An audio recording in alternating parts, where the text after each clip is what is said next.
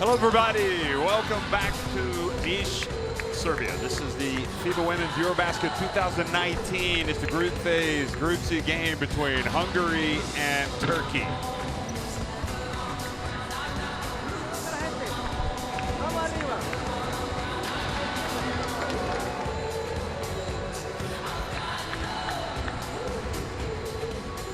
Here's the Group C standings. Hungary up at the top at 2-0, and Turkey down at the bottom 0-2. Hungary already assured of a place in the quarterfinals. I don't think anybody saw that coming. Turkey already eliminated. Here is the schedule for today. This game is then followed by Italy and Slovenia in a battle for second place in Group C.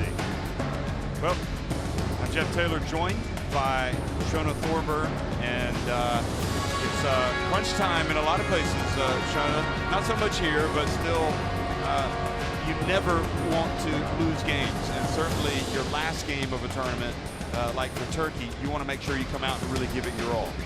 Yeah, Jeff, exactly. You know, Turkey know they're going home. That being said, we talked about them being in a regrouping transition period. You still want to leave a good taste in your mouth when you leave this tournament. You want to be able to go back and evaluate the coaching staff, the federation, who played well. So this game is important. It's important for them individually, but it's important for Turkey as a team. FIBA Women's Eurobasket 2019.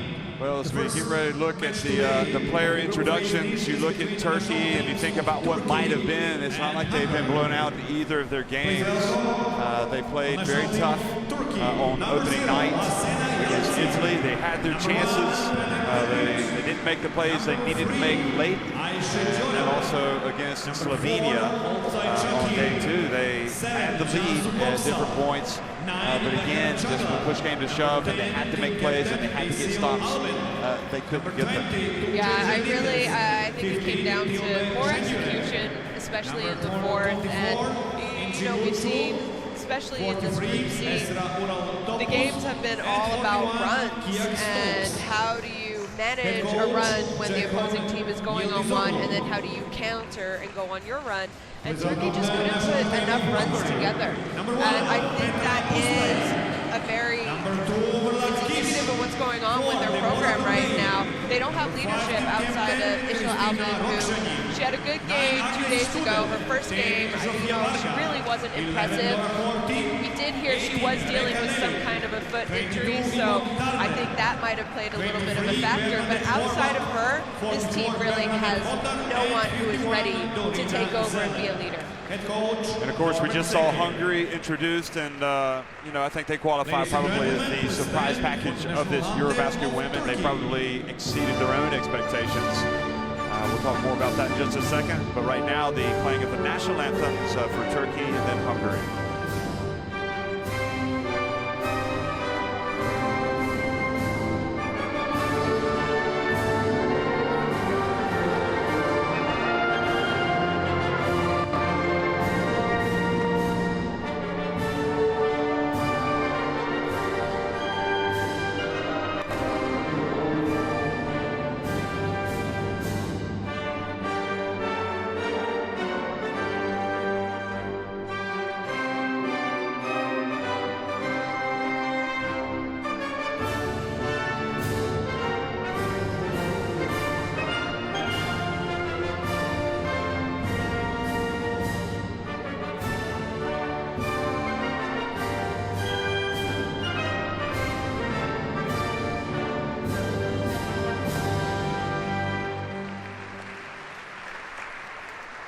Please remain standing for the national anthem of Hungary.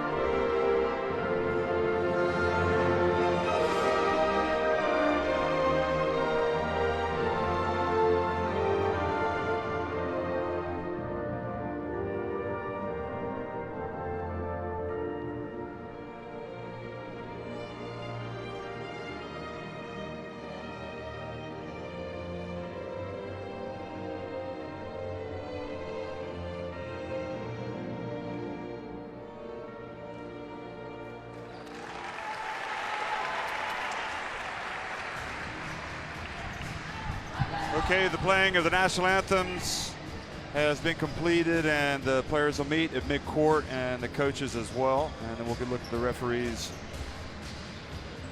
for today's game. Lining up at mid-court. What a run! What a wonderful tournament it's been for Hungary. The Hungarian fans don't have to travel that far. Here we go. So Radomir Vujanovic from Montenegro in the middle, Andrada Monica Cinder on the right, and Esperanza from Spain on the left. And as we get ready to look at the rosters and the starting fives for both of these teams, Turkey, I think it's a disappointing time, but you do have to focus on some of the positives, and I think there have been some good moments for this team. Bilgic in the first game, #1 there, the youngster. Olcay Shakir Turgut, #4. Cansu Koksal has played well at times. I guess it depends how you look at it. It'll be Olcay Shakir Turgut, Cansu Koksal, Işıl Alban, the veteran, Tukci Janitez, and Kia Stokes. So Ceyhun Yıldızoglu, the coach, is going to stick with his starting five that he's been going with. And Kia Stokes, of course, a player who clearly has the ability to put up big numbers, and maybe when they look back at this, could have given her the ball maybe 2 or 3 more possessions in each game, and the results might have been different. And showing it for Hungary, you just have to be impressed really from all of these players that have been getting minutes. Agnes Studer was great in the first game. Dora Horthy, of course, the veteran, has come back, #11. Yvonne Turner has been sensational, the naturalized guard. So it will be Duvet, Studer, Leylik, Aktar, and Dorina Zele in the starting five. So Rakhshani, for example, the captain, is going to come off the bench, and I think we both agree that this would be an ideal time for her to perhaps step on the pedal a little bit and get her game going. Yeah, Rakhshani, she's the captain of this team. She is experienced, great three-point shooter. We haven't really, you saw the percentage there. She is capable of shooting a lot better than that. And to be honest, I think this Hungarian team have done a great job, and maybe they haven't really needed her. Coach Yıldızoglu there putting his team through the final paces. Yeah, I think you're right about Rakhshani. I mean, everybody else has raised their games. And Norbert Seke, who was enthusiastic about this tournament and stressed the importance of results, but also was, I think, cautious. I wouldn't even say cautiously optimistic. I would just say he was cautious, like, listen, we realize what we're up against here. We got a lot of young players, but they've come out and really played with a sense of purpose.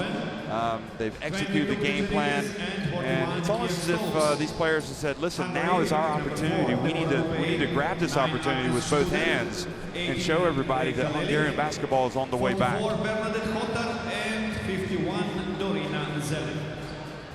So certainly Hungary and Seke going with a more of a youthful lineup today here at the start.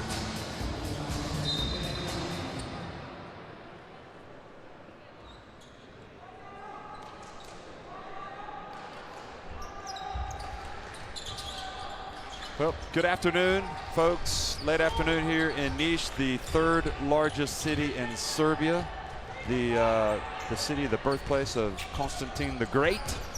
Here we are watching the final day of Group C, and Agnes Studer comes out and knocks in a three-pointer. And we hemmed and hawed about which player we'd like to highlight, and her name did come up, but we decided to go with Rakhshani, the captain, thinking that she needed to come out and put in a good performance today, but it's Studer who comes out and strokes the early three. Turkey missed theirs. Here's one of the revelations of the Eurobasket so far, Hattar underneath, #44, and now it's Studer again. And Dorina Zele puts up a three and misses. Kia Stokes battles for the rebound, and Dorina Zele gets a hand on it, goes out of bounds. Yeah, and like you mentioned, Hungary have gone with a little bit of a younger lineup. I'm not surprised at all by that. We talked before the game started, you and I, Jeff, and we said, I wouldn't be surprised if he tries to rest some players because they do know that they are already moving on to the quarterfinals. Doesn't mean we won't see them. No, they still need to move. They still need to get a good workout in today, but I'm not surprised that he wants to, and also evaluate some younger talent and give them an opportunity to play and see what they can do. Dubé strokes the three.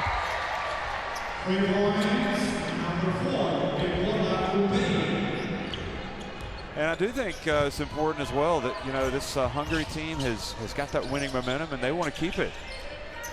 Oh, absolutely. In some sense, you could say this game doesn't really matter on both sides because we know Turkey's going home. We know Hungary are moving on. But at the same time, you want to go into the quarterfinals with a good feeling.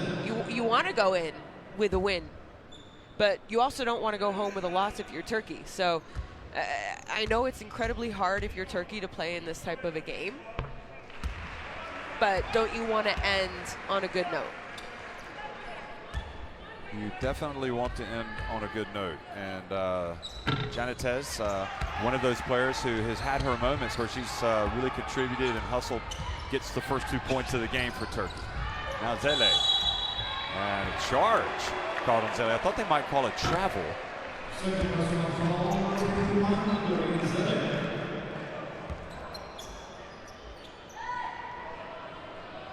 So it was Shakir Turgut that stepped in there and drew the charge. And she's showed some very good moments for Turkey as well. You and I keep saying she's so talented when she's aggressive and goes to the basket. And I think sometimes she settles for threes or outside shots when you want to see her just continue to be aggressive. When you're 0-2 and you're a team like Turkey that's been so highly rated for really the past several years, the expectations are going to be high. You played at 2 Olympic Games, and the reality is every national team goes through a regeneration of sorts, and Turkey are a little bit in that boat right now. And you don't know how much longer Işıl Alban is going to be around for them. I would say she's at the later part of her career. I'm sure they don't want her to retire anytime soon, but it's going to happen.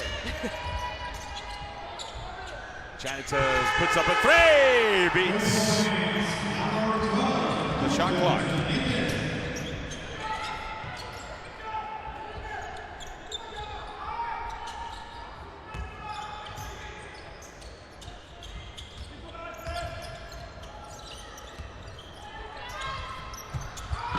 On the baseline, Hattar. And Janitez with the rebound.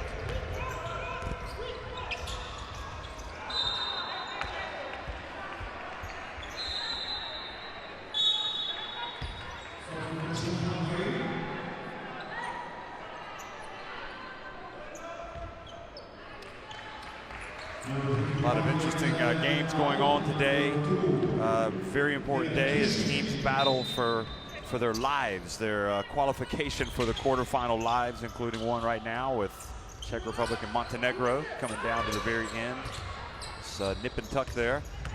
Here it's Turkey who have a chance to take the lead, and Janitez misses, but Cansu Koksal gets the rebound.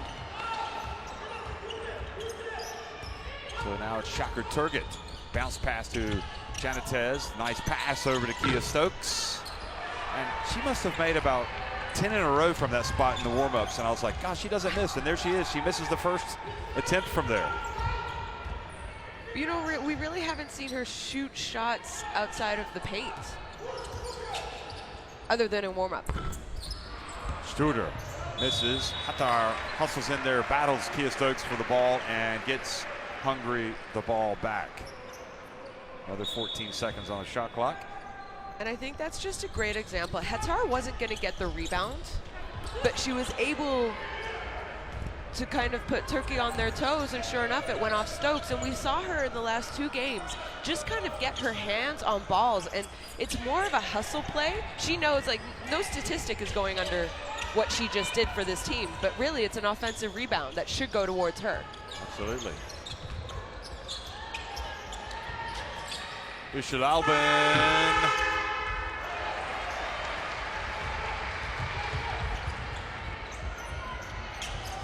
Now 3 attempt, and that was an air ball. And now Turkey running the other way. Koksal is good, and Turkey have the lead. Ish, meanwhile, has come into the game for Hungary, number 2. With Dorina Zele sitting down, and now a turnover by Studer. It leads to an easy fast break opportunity.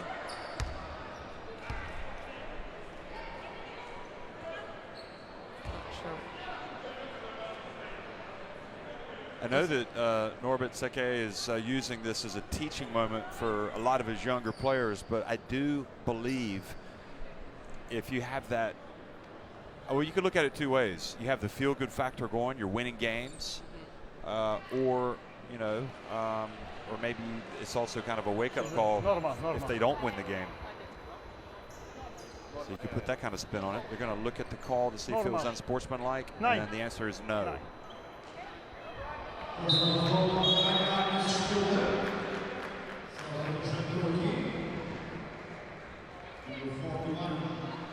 That's almost one of those situations where they called the foul, but they had a wide open fast break layup. So part of you kind of wants to maybe just have a no call because it's an easy 2 points, and who knows what they're going to get here on offense.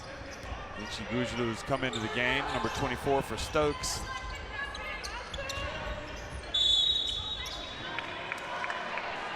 So you see Turkey also going to their bench here and giving some of the younger players who don't have a lot of experience some time on the court. And like I said, it's an evaluation for both these clubs right now.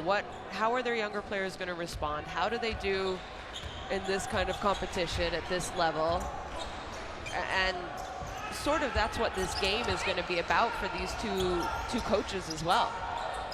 Well, 3-pointer, and one thing that we know about Deborah Dubé is that she can stroke the 3, and she will get definite quality minutes as Hungary progress in this tournament.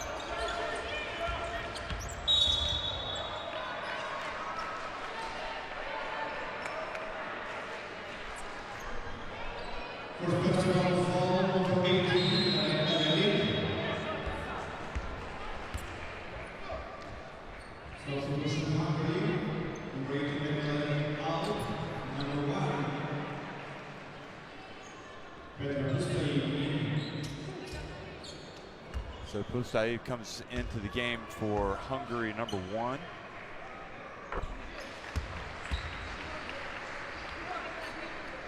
And Seke, the coach, also is like, listen, these girls have been training, getting ready for this moment all summer. They need to play. He wants them to get some minutes, get a feel of the Eurobasket, whether it's a game of huge significance or not. Absolutely. And you know, for the players who have played a lot of minutes in the first 2 games, good job by Hatar taking it from the, I mean, we've seen her shoot from outside. Now we've had the opportunity to see her skills going one-on-one from the perimeter. I mean, this is a tall woman who, she was comfortable sweeping, taking a couple dribbles, and she went for a reverse layup and was able to draw the foul. You know, Shona, we had a chance earlier today to watch Tammy Fekbenley from Great Britain play, and she had those great hands catching the ball. And really for Hatar, that's her biggest challenge, isn't it? Is to just build that strength and work on catching the ball, because once she's got it, she knows how to put the ball in the basket. Von Turner in the game and ejecting the pace. She's got the ball. Certainly has been one of the top players in this competition. Ball goes off the hands of Ishil Albin.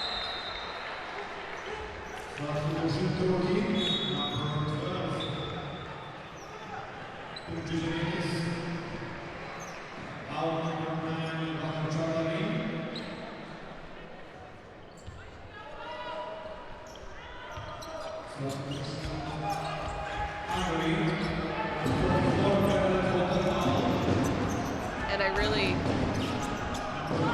Good luck, Çalar.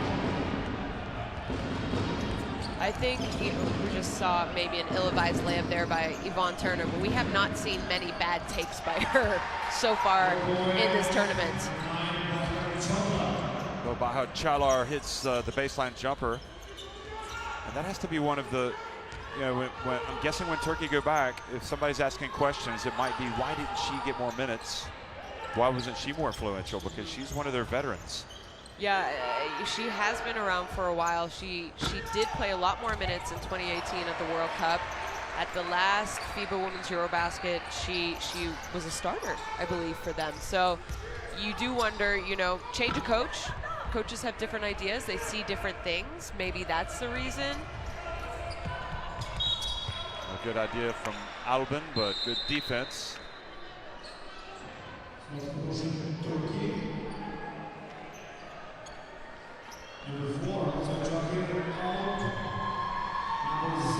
Ayşe Jorda's checked into the game, number 3 for Turkey. And Yalçın as well is in the game now. Of course, Dora Horti, one of the big stories for Hungary in the game, the veterans back.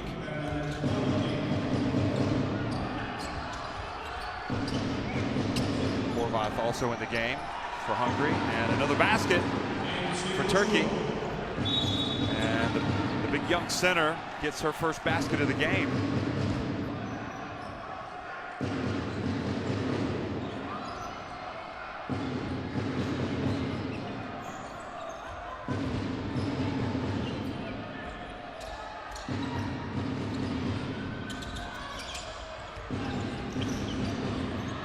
Jora trying to take on right at the end of the shot clock.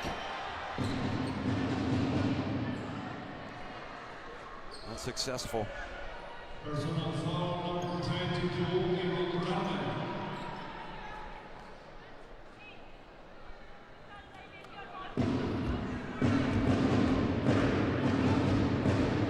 They say she was fouled, so Ayşe Jorda is at the line and makes the first one. Yeah, one of those situations. Yvonne Turner was just trying to play tough defense, and you know, and that's it. The clock is on your side. Shot clock was about to expire. You don't. If this was a meaningful game, that would be an ill-advised foul.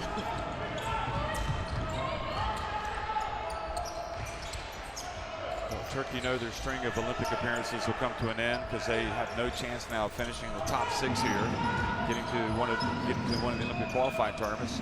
Shot clock about to wind down. Horvath puts it up and hits the 3.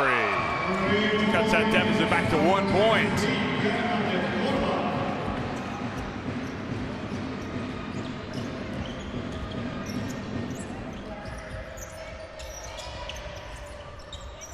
Well, it looks incredibly like Montenegro have, by 1 single point, they've won by 13 over the Czech Republic, but they've won on goal difference, and they have advanced over the Czech Republic. They've gotten into a 3-way tie, and that is a stunning result. The Czech Republic have not come through at the end. Anyway, back here. So Montenegro, Sweden, and France will go through, and just depends if Sweden in the French game, whoever wins that one, I think will clinch first place and go straight to the quarterfinals. Here we already know that Hungary are going straight to the quarterfinals. Dora Horti hands it off to Horvath. She's just hit 1-3. How about another one? Nope. And Dora Horti not able to hold on to the ball, knocks it out of bounds.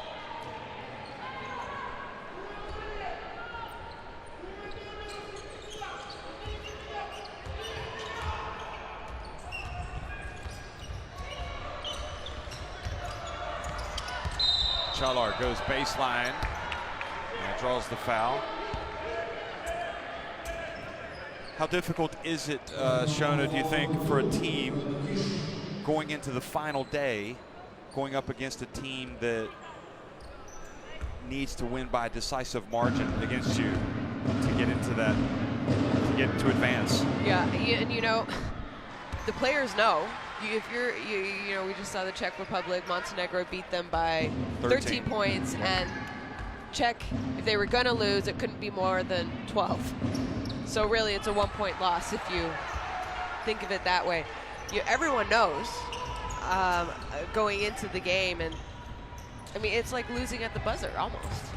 Those are some of the worst losses you'll experience. The Czech Republic have certainly had their share of disappointments in recent years.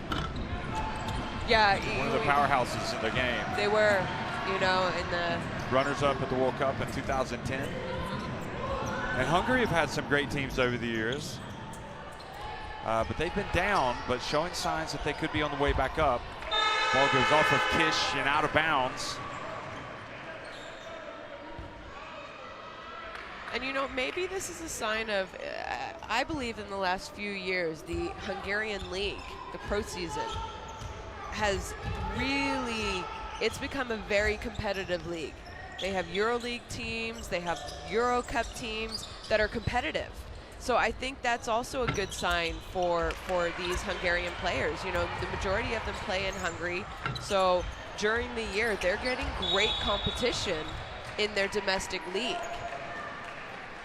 And if you kind of think of it that way, the Czech Republic's league, in the last, except for USK Praha, who have, you know, they are a top 4 EuroLeague team. But outside of that, has really gone down compared to in years past, you know, in the 2000s, 2010, before that, 09, 08, that league was very, very strong. So I don't know if that's a little bit indicative of the transition that we see with these federations and countries' teams.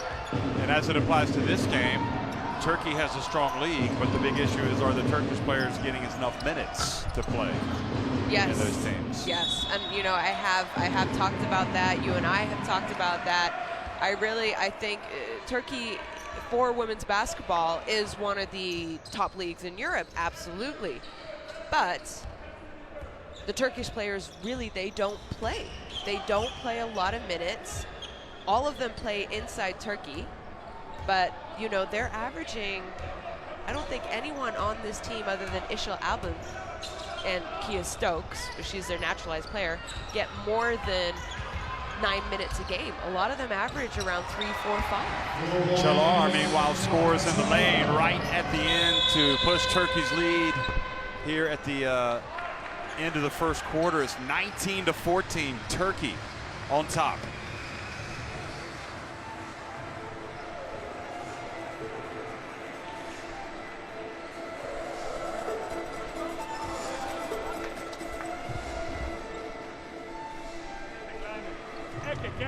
And here we see the stats. Hungary not great from 2-point range. Thankfully, they're hitting their threes. Turkey's doing a good job getting the ball inside, scoring inside the paint. Free throws, 8 for 8 for Turkey is a big stat.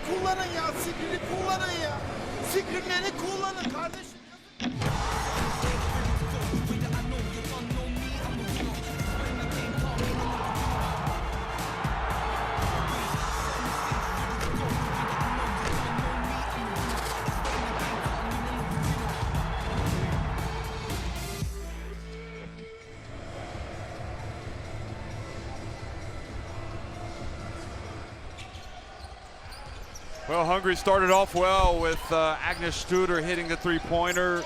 This is a team that has already clinched first place in the group, and they know they will be in the quarterfinals, but right now they trail Turkey 19-14 at the end of the first quarter. Turkey, we talked about the importance for them to at least leave this tournament with a win.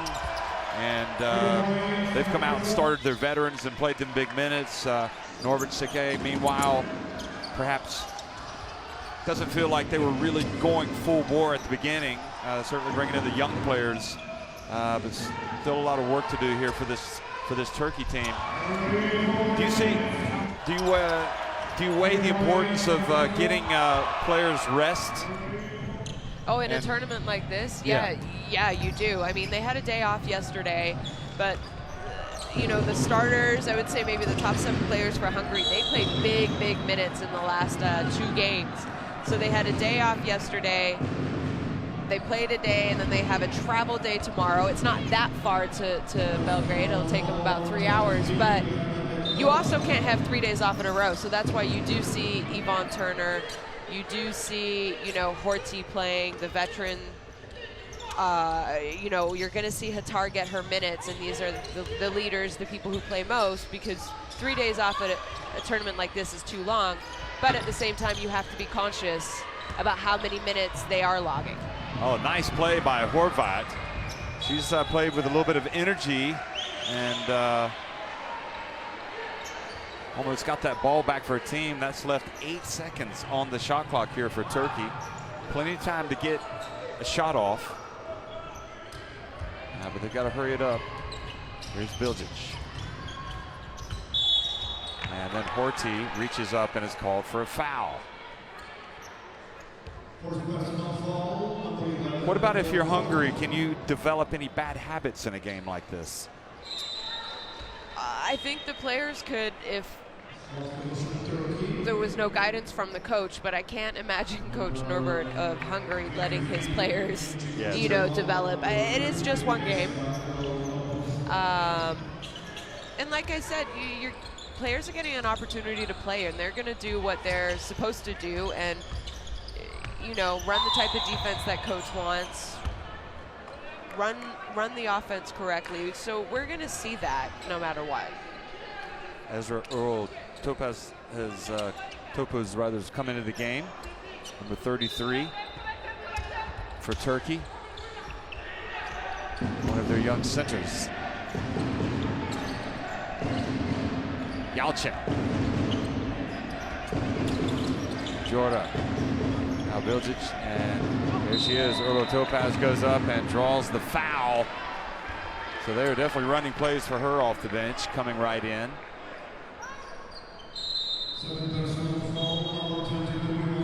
And again, she's a player who we saw last year in Tenerife at the World Cup, logging some minutes, and in this tournament, she hasn't. So, you know, Turkey has made a coaching change, and a lot of times new coaches come in and they see the value in different players and give different players the opportunity who might have played before for a different coach.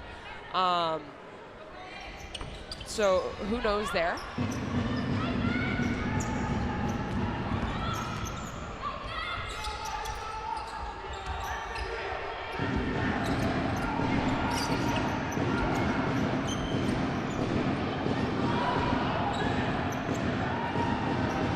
Launching another one from deep. Lelik off target. And Bilgic brings it up. Chadlar right at the line. And nobody for Hungary. Well, Horty in the end just picked the ball up, but it looked like Turkey were going to beat him to the ball. And Turkey have been in this spot a few times in this tournament. They've had leads. And Horty goes up and scores.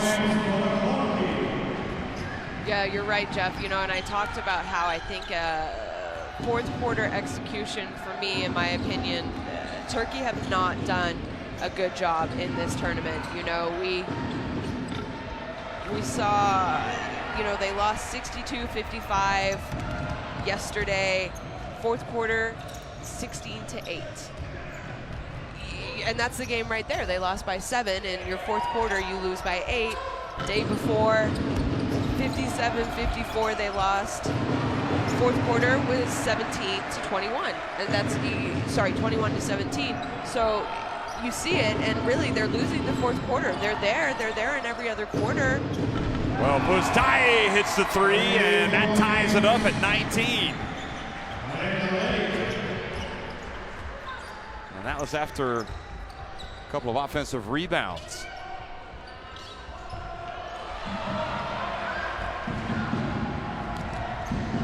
Comes Hungary again. Varga has it. Hands it on. No, she takes it all the way. Scores. Oh no, she missed the layup with the left hand. Oh, nice spin move. But then Ayşe Jorda passes it into the hands of Varga. Nice shifty move by Varga, and another seemingly easy shot. Pustai this time stays out.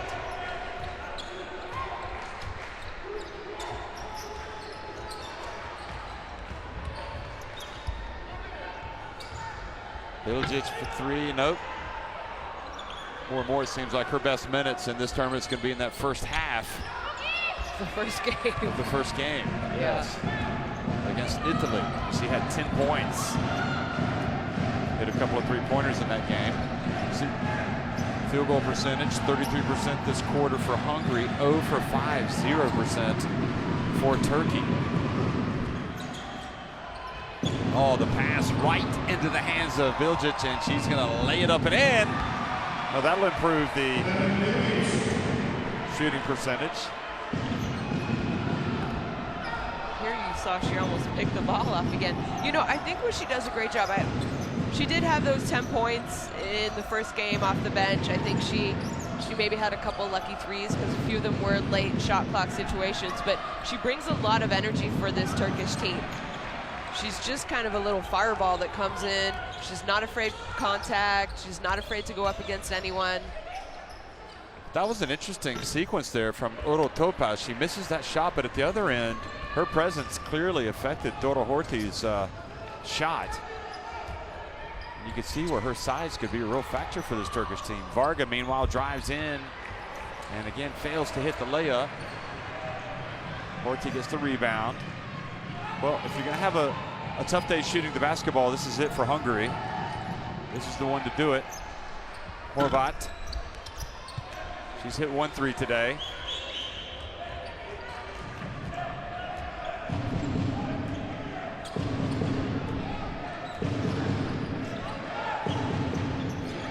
I wouldn't mind seeing Turkey try and get the ball to Baha Shakla. She has 6 points for them. She hasn't played a ton of minutes. Bilgic misses. And you know, I did mention that I don't know if something's going on. Not sure if she was injured a lot for the preparation, if she had an injury this year during the club season, but she did average 28 minutes a game for them at the World Cup last year. So, and she's played very limited minutes. Once again, Horty going up against Orotopoulos and not able to score. Yeah, I think it just doesn't make sense that Çalar wouldn't be as influential and get the minutes, the opportunities that she has in the past, including with this coach. Here she is, and you can see she takes the contact. And the foul called on Varga. And this was the interception by Bilgic and layup. So timeout on the floor with 4:15 remaining in the first half. Turkey leading it 21-19. Ben kardeşim profesör müyüm ya? Ben sihirbaz mıyım arkadaşlar? O mola aldım. Yapacağınız yorulduğunuz zaman birazcık sınırlarınızı zorlamak, bir müdafaa, bir akıllı hücum. Gidip de saçma sapan hücum yapmak değil. Dobálják mellé, föntartjuk a védekezést, ne pattanó labda, és ha van esélyünk a megindulásra, ne habozzunk már. Érted? Mert egy csomó lehetőség van benne, hogy gyorsan játszunk. Ezzel a topuzzal játszani alsó posztot, az, aki most van fent alsó posztot. Ha nem jön vissza, akkor is, mert kell. You know, they're just being a little bit more aggressive than this Hungarian team, and that's why we're seeing them get to the free throw line. They're shooting a good percentage from the free throw. And you know, like we said, Hungary know they're advancing. I think Turkey, if anything, have something to prove to basketball fans around the world. They're fans that have come all this way to see them. Here you see the 2-point percentage. A good thing for Hungary is that they're knocking down 3, but they are struggling from 2 tonight. And some of that might be Qatar hasn't played a ton of minutes. No. And she shoots 60% from the floor. In the qualification round to get to this tournament, oh, and here she's checked in. So she shot 67%, the highest percentage of any player in the qualification round. So that stat might go up with her presence now on the floor as we've seen her check in. Well, ball goes out of bounds back over to Hungary, and you know, it's worth pointing out that Turkey did rely so many years on the likes of Evra Yilmaz and And Yeah. Virgil Vidarli, I mean, two players that I'm not sure. iconic. Yeah, players. they really are. I mean, when you think of Turkish basketball, they're kind of the two that stand out. And how do you replace them? You still think of them. Oh, yeah, I absolutely do. I mean, I do as well, yeah. You know, you think of Turkey, you're like, I just wish they were still around. So you have those periods, some growing pains once they leave. But I think a lot of federations do great work with their youth programs. And I know that Turkey certainly put a lot of effort into theirs. Here's Janitez up to Bilgic and does a good job, but doesn't finish. Janitez drives in, denied. Bilgic again, gets the ball back. Now, Shaker Turgut banks it in. She quite clearly has some offensive tools that some other players do not have in this team. And we've seen her, you know, we've said this the last two games. I mean, there she had to take that shot because shot clock was winding down. But when she's aggressive, I feel like good things happen. Wow, look at that. Look at that, Bernadette Hattar. I mean, just comes off the bench. She's been on the bench for about 12 game minutes, maybe even more. And what does she do? And to me, what's most impressive of all about that is that she does not hesitate. She puts it up. She's confident. I mean, why would you hesitate when you have a smooth stroke like she does? Janitez puts her head down, makes the bounce pass. Studer was there waiting on it. There's going to be 0.9 seconds. And there you see a little runner. She's good. 2:37 remaining here in the first half.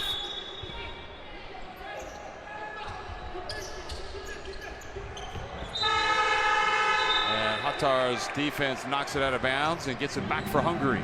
And you know, I think that's a perfect example of how I believe this Turkish team is incredibly inexperienced. There was 0.9 seconds left There's on only the one. shot clock. Yeah. It's basically, it's a tip. It's a catch and shoot real fast.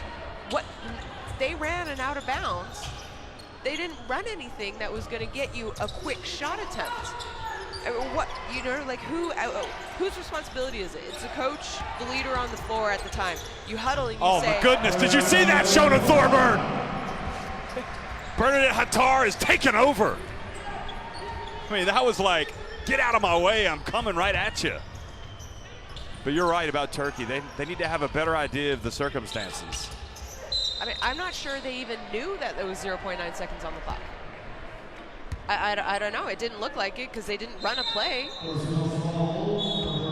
Boy, I'll tell you what. We've seen some good action here with Shaker Turgut hitting that shot at the end of the shot clock, and now Hattar going down and hitting the jump shot, and then backing her way up and just powering her way up and in. And I think Norbert Sakay is kind of grinning over there on the Hungarian bench. You can't see him like a Cheshire cat because he knows he has arguably the hottest player in this group on his team, and he's starting to realize he's got real possibilities with Bernadette Hattar. But Shaker Turgut goes to the line, does her business, and puts Turkey back up by 2.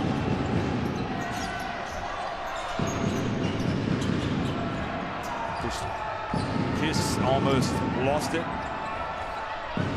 Has it back.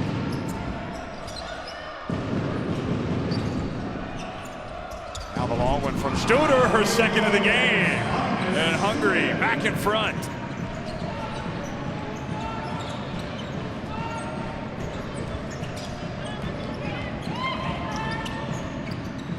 Shaker Turgut. And it's probing. interesting, you know, this Turkish team, the first game you saw Işıl Alban playing more of a point guard type role. And then last game, Shaker Turgut was the one, he moved Alban over to the 2, and we've seen it here today when the two of them are on the court together. Işıl Alban is playing 2 while the ball is in the hands more of Shaker Turgut. And I'm not sure if that's, you know, we did mention, we know that Alban is dealing with some type of a foot injury. So if it is just to kind of take the pressure off her a little bit, or maybe they're looking at the future and they're saying, okay, we need Anita has the one after Isha Albin decides to step away. Shakir Turgut, you might be our next leader, our next ball handler moving forward. Another foul has been called.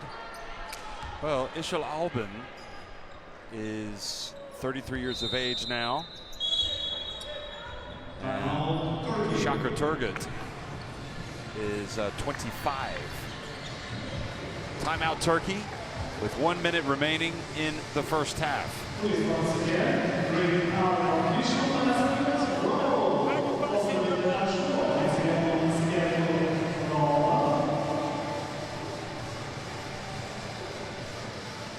gevşiyorsunuz abi? Niye gevşiyorsunuz abi? Milleti deny etmekten vazgeçiyorsun. Niye vazgeçiyorsun? Yoruluyorsun, oynamayın kardeşim ya. Benim yaptığımız şey bu diyorum size ya. Ne zaman akıyoruz bir şeyler çıkıyor. Şu oyunu tam sahada oynayın. Gevşeme yok savunmada. Gevşediniz. Bir faalimiz var. Gevşemeyin. Gevşemeyin. 6 of 14 from deep Hungary, 9 of 29 from the floor overall. Just 1 of 7 from three-point range for Turkey. I think that's safe to say that's a weakness. It has, and this isn't the first game where they haven't shot the ball well. Look at Hattar getting a look at her. Bernadette. This was the move that got me excited just a minute ago. And, you know, she's like, I can turn around and hit the soft jumper, but I can also back you up and score. And in limited minutes today, she's gotten the job done, hasn't she? She really has, you know, but the first 2 games, she's shooting 60% from the field, 15.5 points, and 10 rebounds a game. And here she is again. My goodness, she missed it. That's a headline. And, you know, today, in very limited minutes, she's already got 6 points.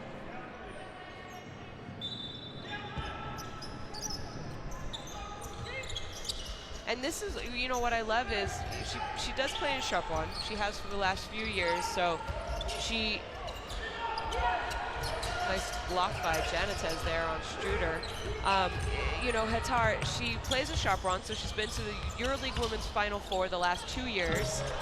But she plays very limited minutes. She only averages around 9 minutes a game, just over 2 points. And I think it's what is great for me is that she has come out, not having played a whole lot this last pro season with Chopin in Hungary. And wow, has she proven that she can play. And I can tell you that coaches are taking notice of this. Yeah. They'd be silly. They'd be not doing their due diligence if they weren't. Yes. You mean coaches meaning in this tournament? No, but also her pro coaches. Right. You know, moving forward, I can see her just from her performance so far early on in this tournament. I think she's going to get more of an opportunity next year on her pro team. Well, she should. 8 fast break points for Turkey, 14 from the bench. Asena buradasın. The last basket from Turkey was from Ayse Jorda. Chia buradasın. Basket deny ediyorsunuz. Pastan sonra double team'e gidiyorsunuz. Pelin top çalmaya, Işıl top çalmaya oynuyorsunuz.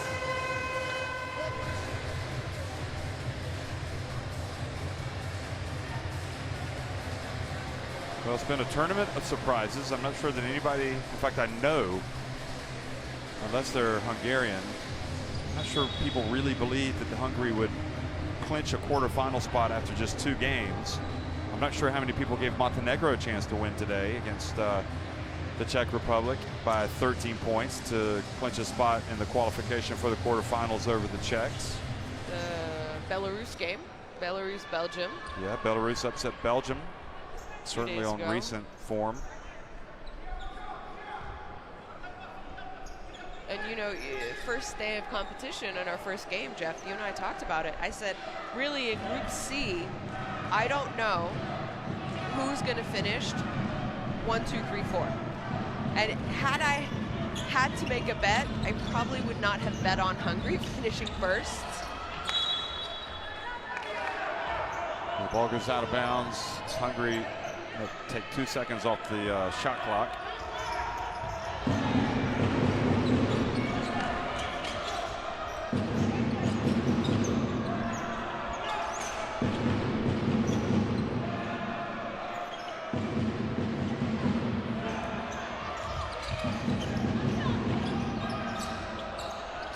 Final seconds ticking off the clock.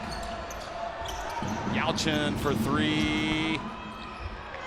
And that's how it finishes. Altar, I think, gets another rebound. So, we've got a close game. That's the way it goes in this group. 27-26, Turkey on top of Hungary at halftime.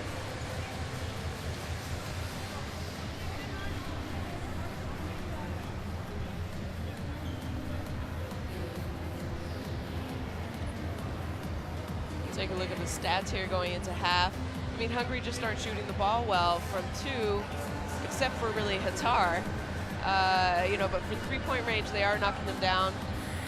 Rebounds are pretty equal. It's not the prettiest of games, but we knew that, and everyone is playing for both these teams because I think they are evaluating their players going forward.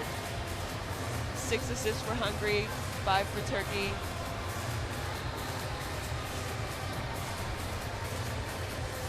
Well, Hungary last reached the podium of a Eurobasket women back in 1991. They got third place, and that would be a dream scenario if they could accomplish it this year, but probably even more so if they could finish in the top 6, they would be more than happy, because that would put them in one of the FIBA Olympic qualifying tournaments.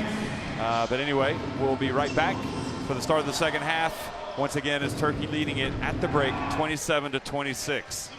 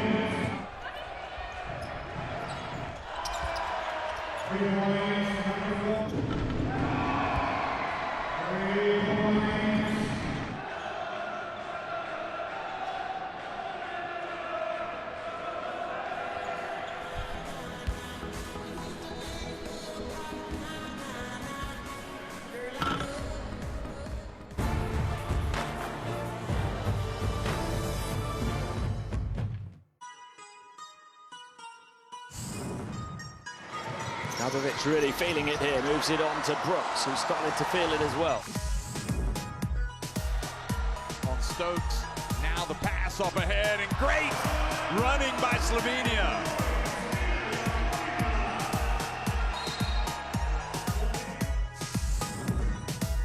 Still chance to throw it up here for Bentley. Oh! Alex Bentley beating the buzzer at the half, and Belarus. What a backlash from them.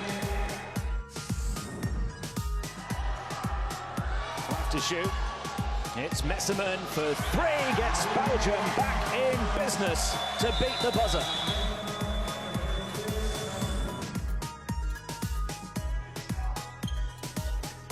Go upstairs. Oh. Little simple little sucker punch, but when you've got endurance and athleticism.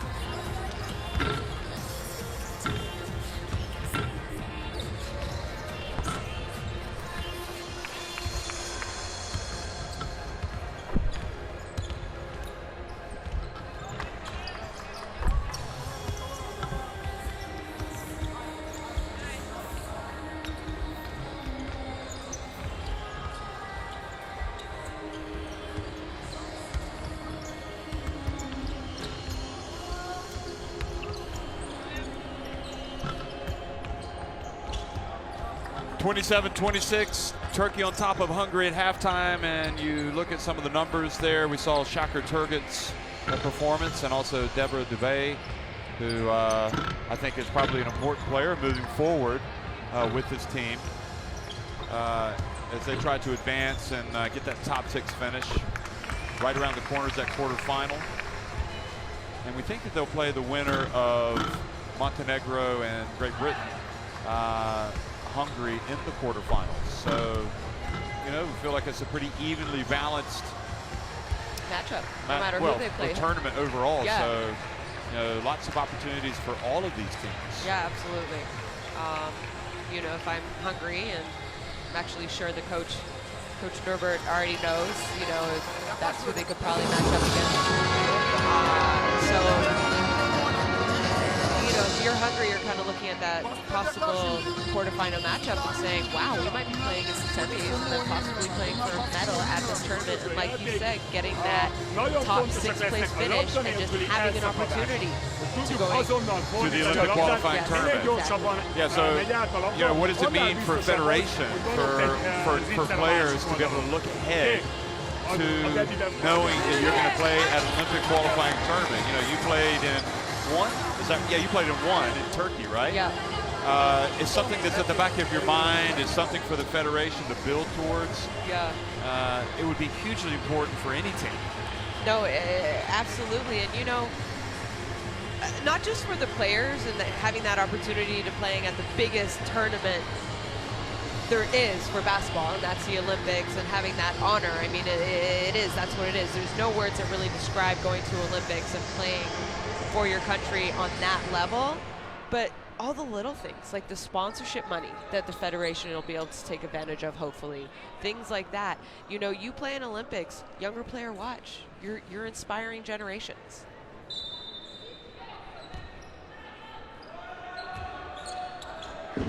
Second half underway here in Nice.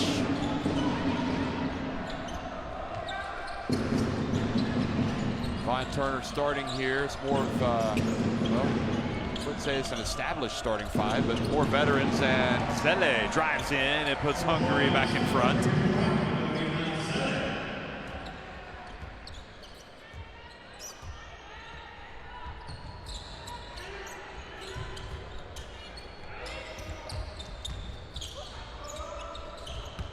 Stokes has it and passes it back out. Koksol hits a 3-pointer.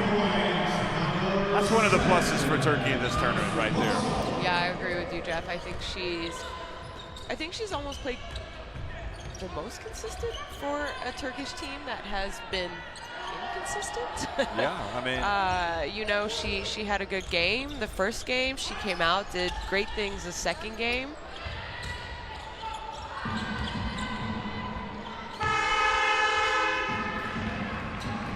Pusai misses, and Turkey seems to be up for the fight. The shooting percentages there, and another one goes in. They're starting to heat up a little bit.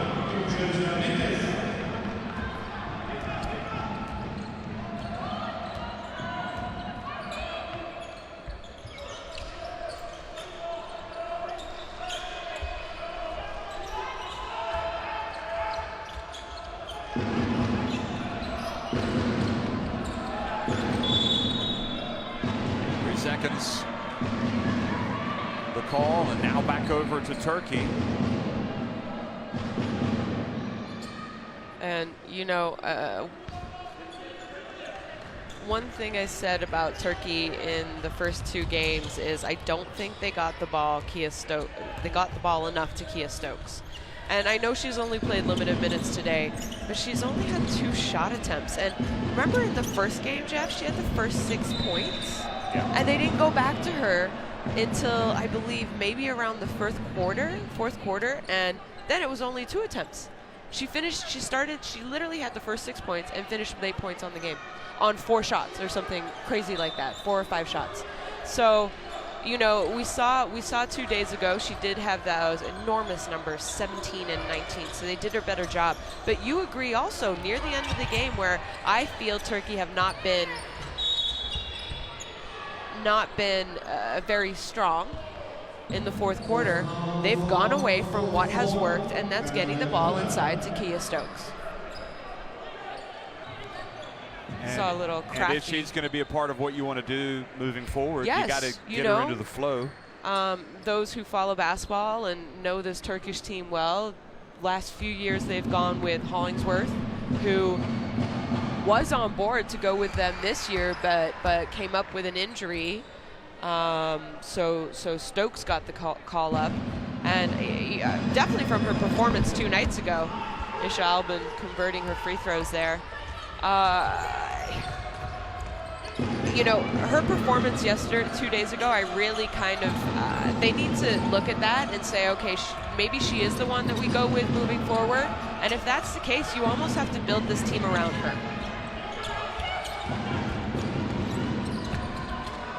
Hattar on the baseline, hits it, and you cannot, you know,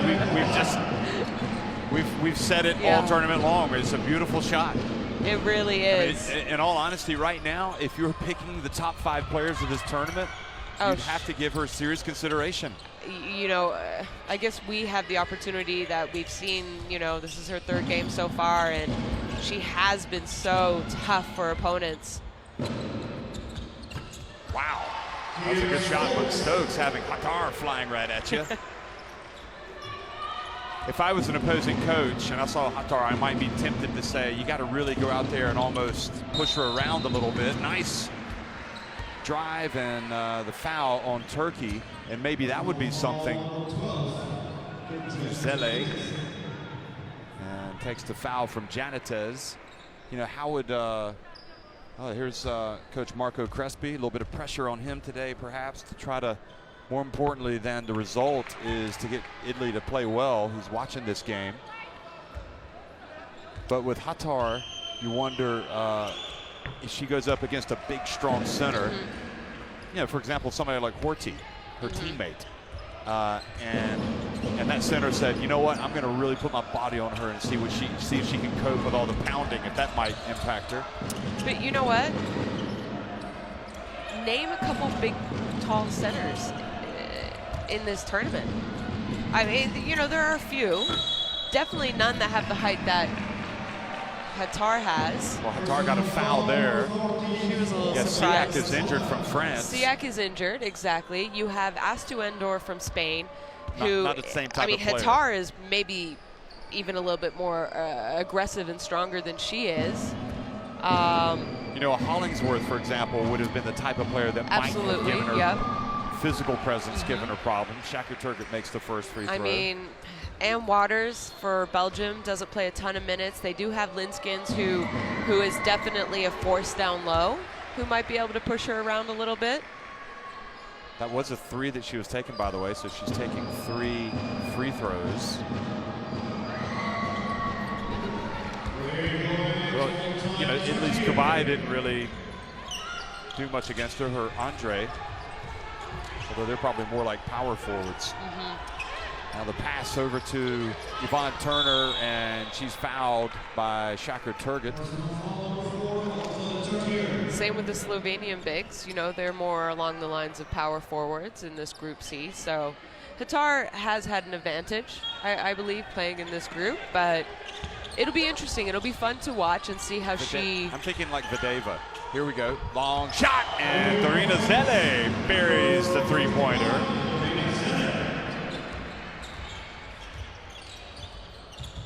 Maybe Green from Great Britain.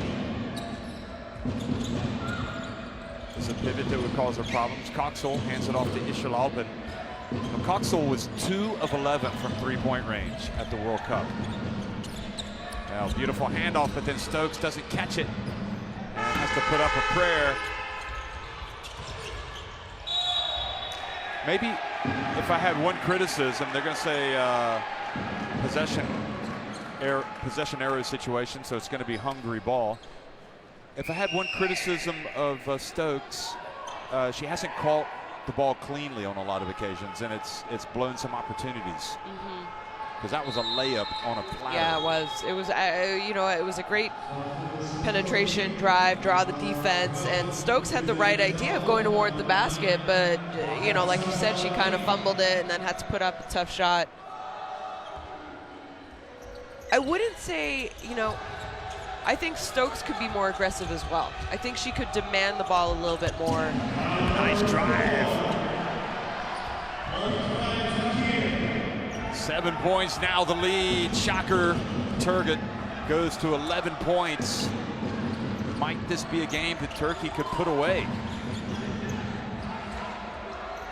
Attar, a little bit long that time, and a good job by Stokes to actually come out and get a hand in her face.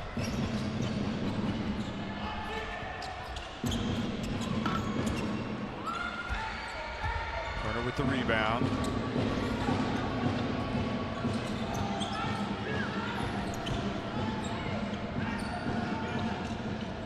Moving the ball well out on the perimeter. Now Turner puts it up from deep. Just inside the arc, in fact.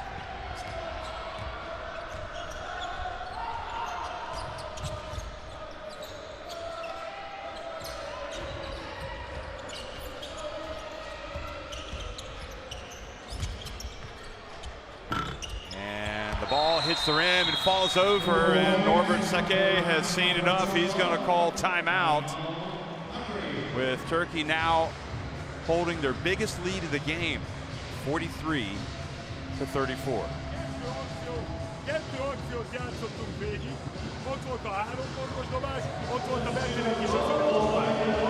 Értsétek meg, hogy végig kell tudnunk játszani az akciókat. Végig. Hogyha ebbe belemegyünk, akkor ki lehet kapni 20 ponttal is. Ezt nem nagyon szeretném. Szeretném azt, hogyha megértenétek, hogy ez sokkal türelmesebben. And you know, Jeff, coaches always talk about coming out at halftime and having to start strong. It's really, it's a focal point for a lot of teams, and I think Turkey have done a good job in the first 5 minutes of this quarter out at halftime to sort of, you know, kind of step on the gas a little bit and maybe try and take control. And to me, that's a really big statistic. Yeah, you see the bench points there. Yep. You always need bench point contributions, and you know, we talked in the first few games, and you know, I mentioned I don't think Turkey has a very deep bench. Maybe they are a little bit deeper than we expected, and maybe they should have had a little bit more of an opportunity. And a lot of that is number 9, Baha Shaglar, 8 points, 3 of 5 shooting. You know, she came in, got a block, I think, on one of her first possessions defensively. So, you know, I love seeing her stepping up and not kind of crumbling, because I'm sure everyone expected her to play a bigger role in this tournament like she has in past tournaments for Turkey. So I think just as a leader and a veteran, she's done a great job tonight. Oh, beautiful basketball from Hungary and Dubé. She's a player that's helping them. She's got a lot of ability, Deborah Dubé. Yeah, we saw her knock down those 3-pointers early, right? So teams have to start to respect that and maybe play a little bit closer on her. And then that opens up the driving lanes. And a foul called on Zele.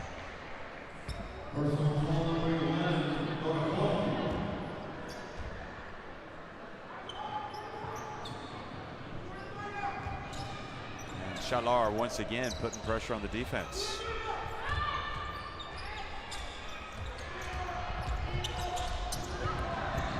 Now Coxel on the baseline continues to impress. So at the World Cup last year, speaking of her three-point shooting, she was 2 of 11. And she came into today's game 6 of 19 from three-point range. And she's already, Coxel, well, she scored 7 points and she's hit a three-pointer today. So she's only attempted 1 today. Yeah, she's given them something. Yeah, she is. She didn't give them much offense at the World Cup. Here's Dubé again.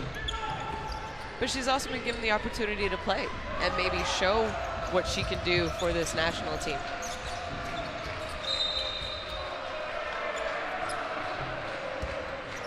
And you know what's funny? We haven't seen Shoglar play a lot. She just drew the foul, another foul. And every time that she has been in, they have actually tried to go to her in this kind of, you know, post up outside the lane, where she's probably most effective because she can, you know, a little kind of turnaround jump shot. So they know her value because they are calling plays for her.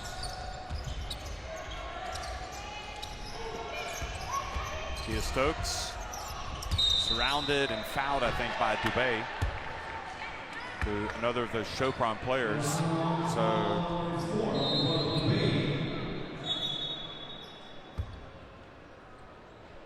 that was a good call by the ref.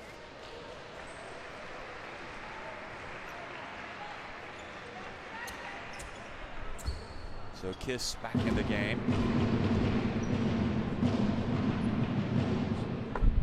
Kiss just 21 years of age. And Turkey continued to build their lead. With 13 minutes to go, they're up 11.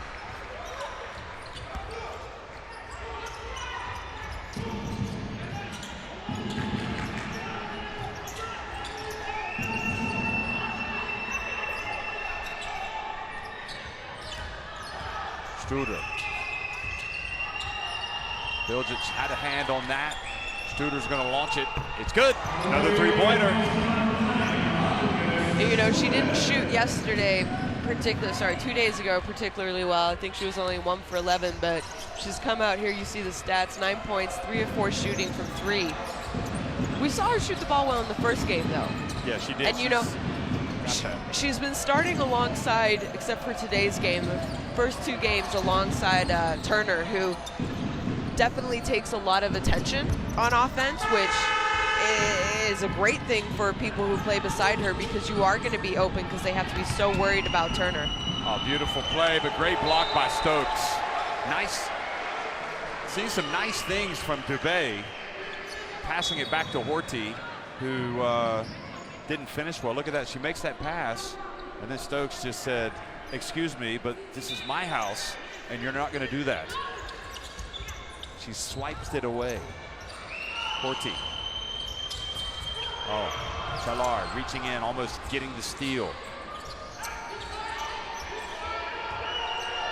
Studer, she's going to launch it. Nope. Horty has to launch one herself. Dubé chases it down.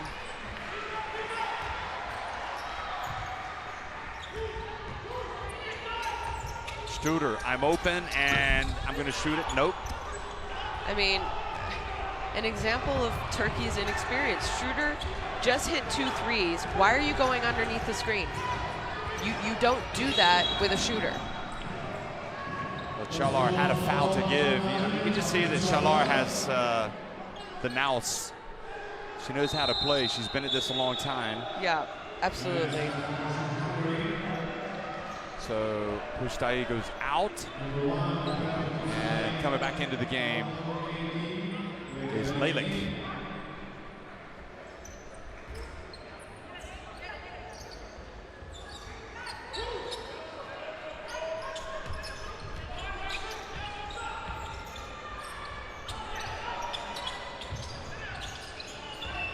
Lalick looks for an opening.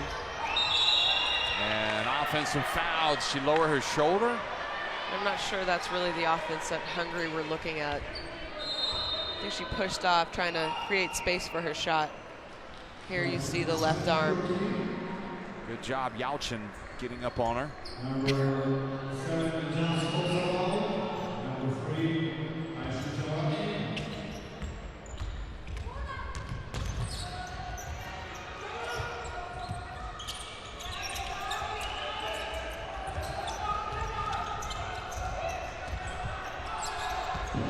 Challard, tries to make the handoff. The quick hands from Hungary, knowing the pass was coming. Jorda drives in, not able to finish. Quick outlet pass to Studer, and she's tripped up by Yalchin.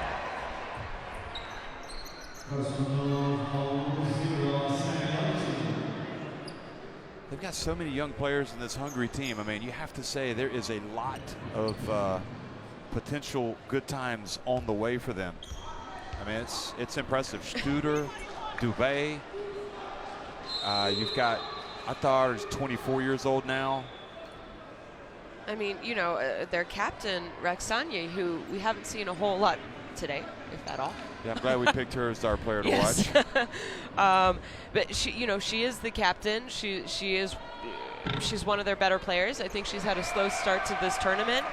But she's only, 27 years old. So as far as the future,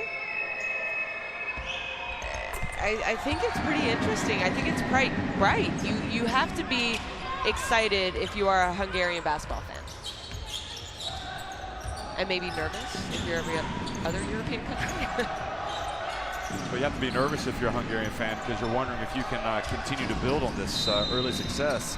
Offensive foul, setting the pick on Turkey.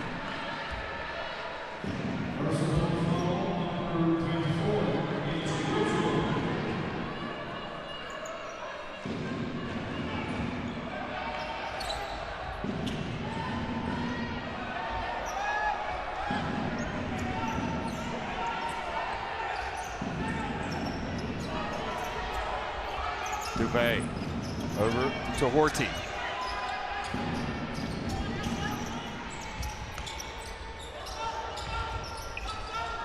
Studer to Horty. And Shalar, good positioning right at the end. Shalar has to put it up. And good defense right at the end by Hungary. So all things considered, Turkey had them on the ropes, but Hungary have been able to come back a little bit and cut the deficit to 6 points at the end of 3 quarters.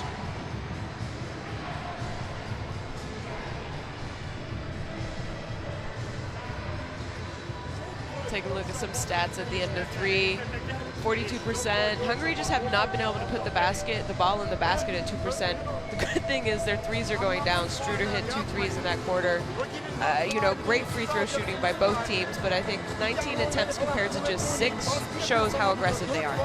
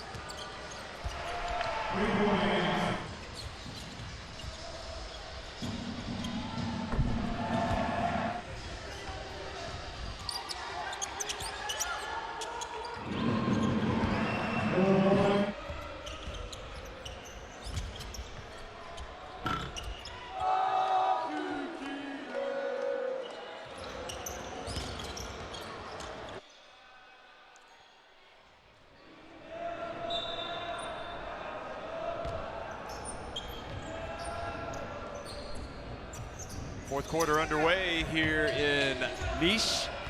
The battle between Turkey and Hungary. Turkey leading it by 6.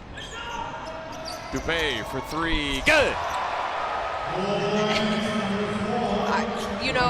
She played very crucial minutes for them in the first 2 games. Not big minutes, but I thought she did a good job playing well for them in the role that she had. And here today, she's just been given more of an opportunity, and wow, has she ever taken advantage of it. And my biggest worry, Jeff, is the fourth quarter for this Turkish team has been their Achilles heel, sorry. Yeah.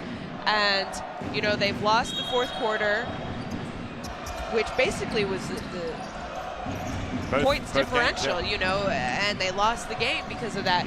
I'm just wondering how they're going to react in this game.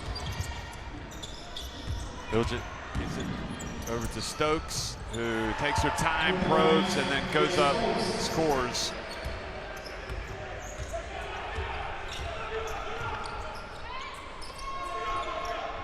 That was over the 21-year-old Kiss.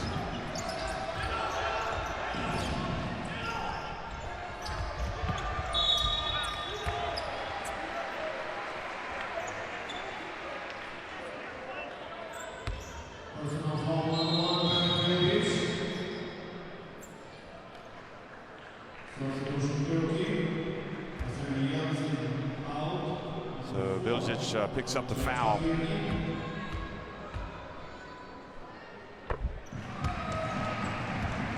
Varga makes the first one.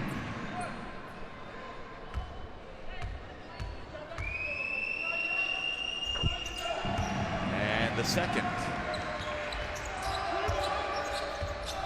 And you know, right now, if I'm Turkey, I'm going to run another play for Kia Stokes because she just scored. She's going against a younger post player.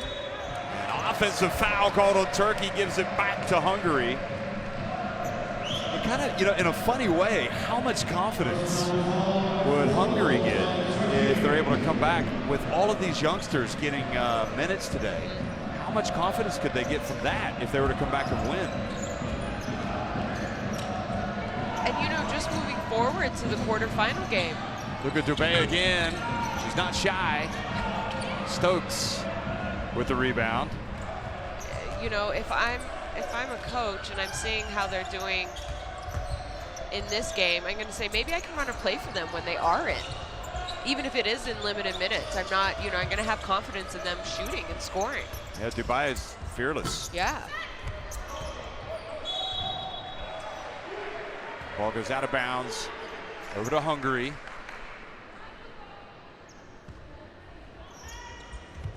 You know, Montenegro and Great Britain won their games today, so they'll be squaring off in one of the qualifications for the quarterfinals tomorrow. And the winner of that game will play Hungary in the quarters. Whoever it is, they're going to have their hands full against this team. Oh, good block by Chalar.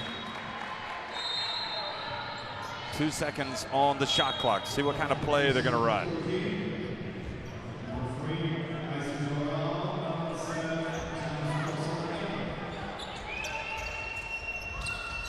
Good hands, and they knock it away. Koksol over to Shakir Turgut. Bilgic.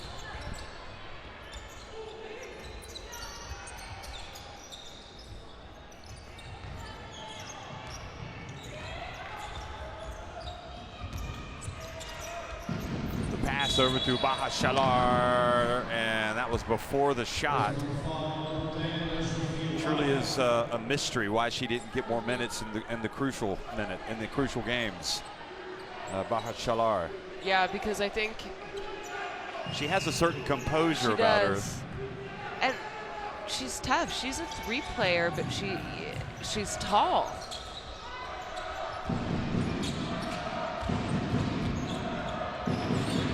Shaka Turgut probing, guarded by Studer.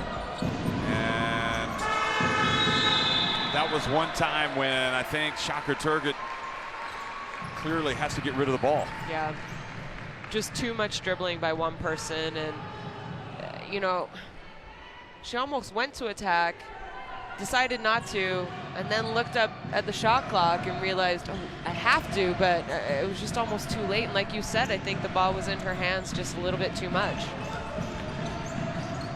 It was also great defense. Let's talk about the defense by Struder on Shakir Turgut. Dubé. Oh, Bilgic.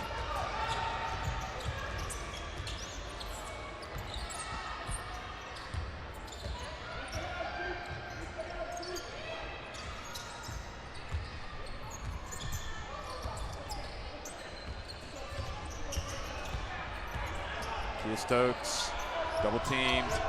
Shakir Turgut launches it from deep. And really now that's a few possessions in a row where Turkey have got nothing. They had the offensive foul, screening foul. Shakir Turgut turned it over. Here we have an air ball.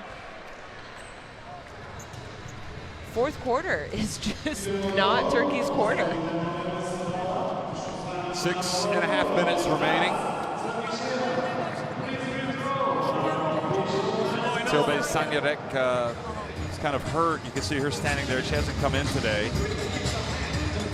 Could be that we won't see her at all. Look at the free throw shooting for both teams. Turkey have done a lot of damage at the line, but the three-point shot has been huge for Hungary.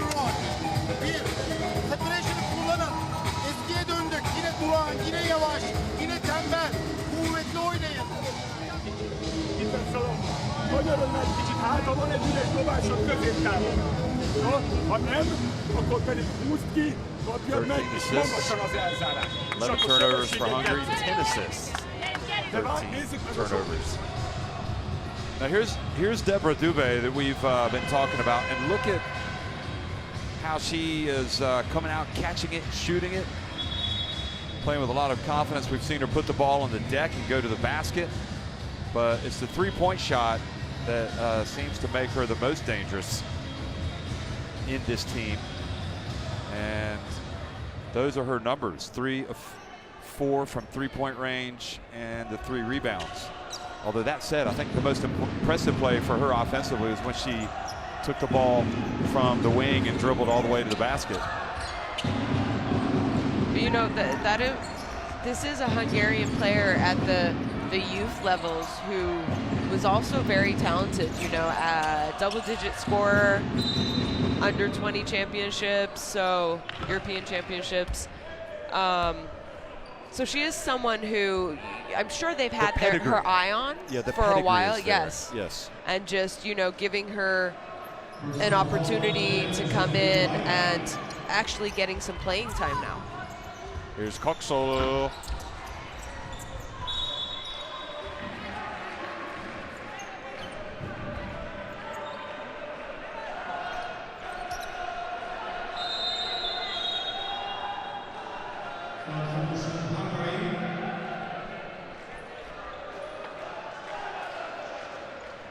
So Kish goes out, and Hattar comes back into the game. So we'll get a chance to see Bernadette Hattar one last time here. She comes back into the game. Remember, has 8 points, 5 rebounds.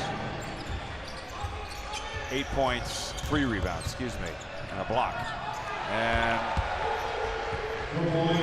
well, Turkey pushed the lead back to 5.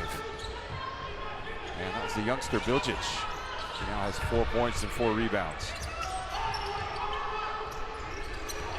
Dubai goes right at Koksol on the baseline. Here comes Shakir Turgut showing us her quickness, and then falls down as she tripped up.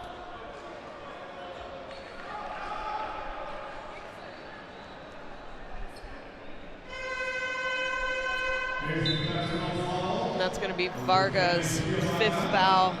She might not have intended to foul, but maybe slipped a little bit. Yeah, and then it's one of those. I mean, there's a lot of times you don't mean to foul, but you do.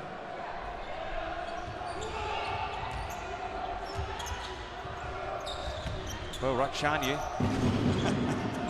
0 minutes today. And we really thought she was going to get a chance to shake off the cobwebs and get out there. And maybe she hasn't played up to the level that you and I expected, because maybe she has a little nagging injury or something going on. And, these teams don't talk about those things. They don't share that information with anyone around, because they don't want the other teams to know about it. No. So, if you and I do hear something, it's kind of on accident. Well, the referee calling both Horvat and Bilgic over and says, come on, let's keep the game clean. Look at this.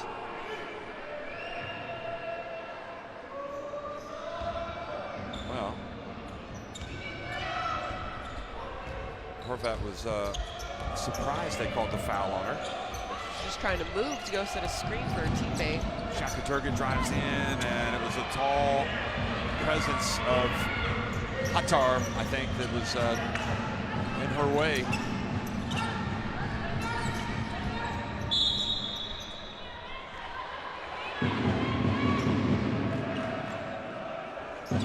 Turkey searching for their first win at this Eurobasket.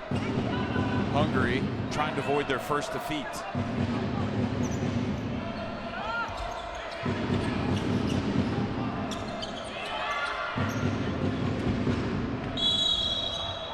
Shaka Turgut reaches around, commits the foul.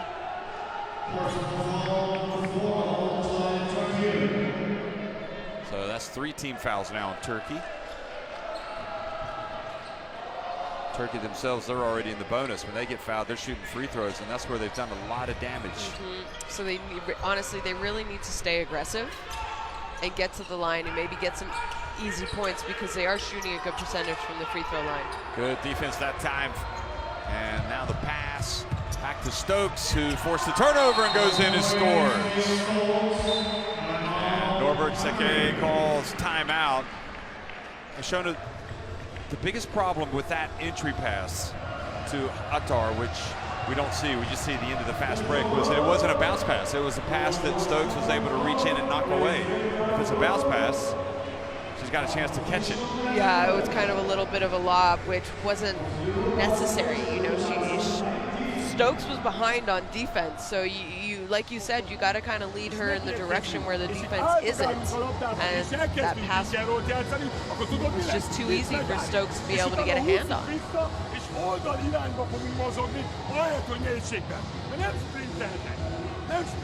Savunma yapıyorsunuz, topa değiyorsunuz, rebound alıyorsunuz, rebound vermiyorsunuz. Dinle beni, Here you see 0 fast break points, 10 for Hungary, but I think the big stat for me is the 18 bench points for Turkey and only 7 for Hungary. And again, I can't say enough about this woman right here, Baha Shaglar, who we haven't seen a whole lot, but I think she's just kind of been a difference maker for this Turkish team and a different look. And, you know, it is really confusing to me why we didn't see her play a whole lot of minutes in the first 2 games of this tournament, because just from her performance, she's making a difference everywhere. She's rebounding, she's getting touches on the ball on defense. I think she's making things difficult. Good so job. who knows the coaching decision there. Nice pressure here. Zelle does a good job, and then to wonder what Çalar is doing there, because that stops the clock. And also Turkey are now going to be over the limit, and ball rattles out for Dorina Zelle.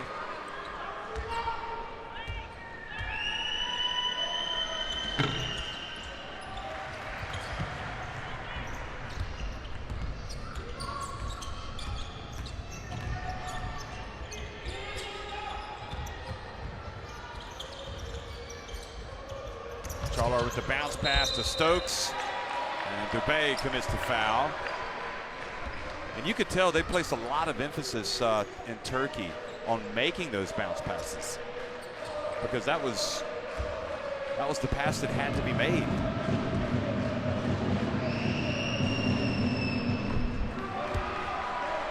Well, Stokes with that free throw.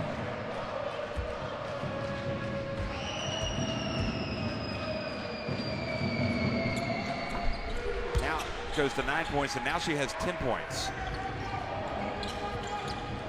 So she's the leading scorer on the court right now for Turkey. Still not the numbers that you might expect her to have, but they've still got the lead, so it's hard to pick holes with their strategies. 8-point advantage. Oh, Dubé with a beautiful pass, and the finish by Hattar.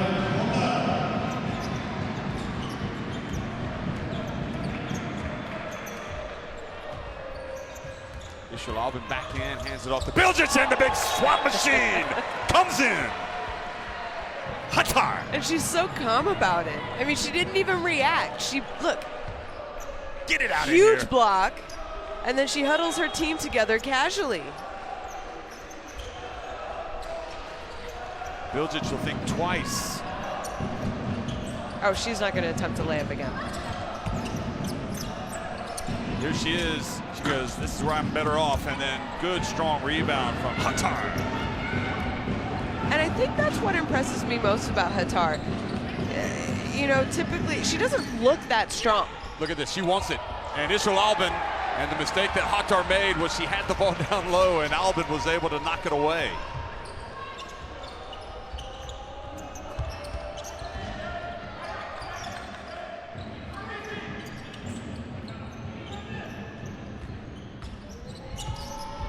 Albin, soft touch, and you see she kept the ball up that time, and Ishal Albin couldn't take it away. Nemeth Bilgic chasing her. Launch it, Hattar, launch it.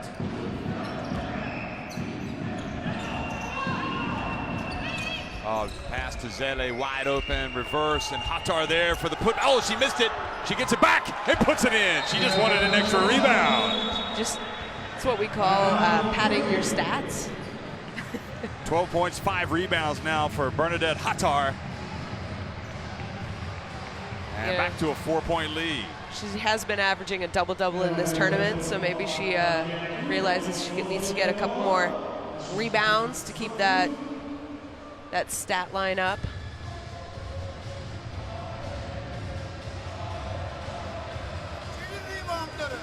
Şuraya gittiğiniz zaman statik oynamayın.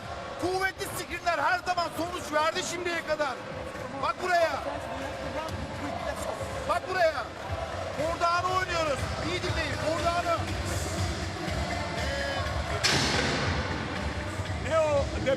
De mi kiosztás? Neked kéne a pikket játszani, vagy neked kéne a pikket. Nyilván te hozod a labdát, hát neked kell nagyon. De, hey, Betty, sprintelj oda az utolsó Very close rebounding stats. Eljössz hátul, Dori. A leütés gyors legyen és mély, nehogy kiüssék a kezedből. Hajts, 1-2-3.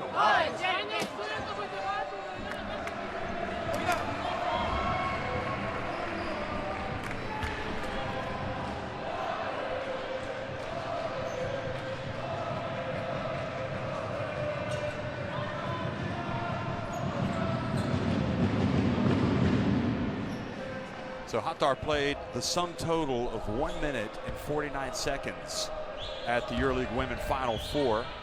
I dare say if they make it back this coming season, she'll get some more minutes.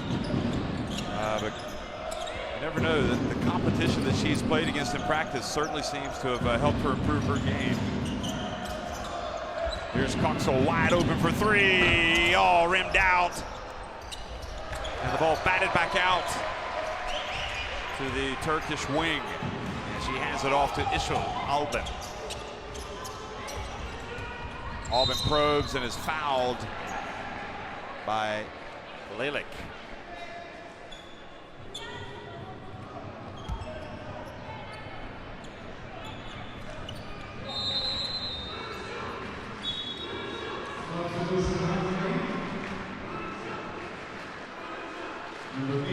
So the coach, as you look at Lelik going out, Lelik with 4 fouls. You look at the competition that she had at Chopron, and she was a teammate of Amanda Zawi, Tina Jovanovic, and really they were the centers for that team. Yeah. But those are good players, so she got to play with them, against them every day in practice. And I really think she's going to have more opportunity to play next year because of her performance here. Nemeth. Zele for 3. Good! They're not going away. They're not going away. And a part of me wants Turkey to be able to pull this off just so they can prove to everyone that they haven't disappeared. But wouldn't it be great to see Hungary be able to come back? And are they going to call the foul? Dubé. They are indeed. She thought they might for a second there be calling an unsportsmanlike on Janitez. Look at this. Let's see here. Oh no, she fouled her. She fouled her. I mean, certainly Janitez held her arm, but that was after Dubé fouled her. She got her on the left wrist. Good spot by the referee. And Janitez calmly goes to the line and sinks the first free throw.